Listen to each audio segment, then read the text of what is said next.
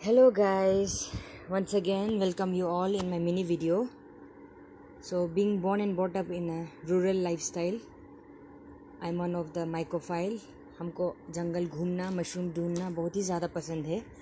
और ये देखिए, ये है आपका गोल्डन ऑयस्टर मशरूम। हम लोग इसे अपना डायलेक्ट में सेर बामुंग बोलते हैं। सेर मीन्स गोल्ड and बामुंग मीन्स मशरूम.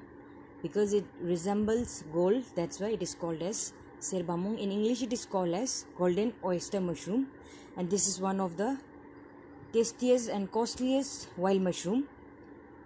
देखिए, और ये मेरा भैया और चाचा कितना नाजुक से तोड़ रहे हैं। ये दोनों मेरा पार्टनर हुआ करता था जब हम गांव में था। हम लोग तीन पहले भी बहुत गया है मशरूम में। एक बार हम लोग तीन गया था, तब 19 किलो जैसा ये वाला मशरूम मिला था।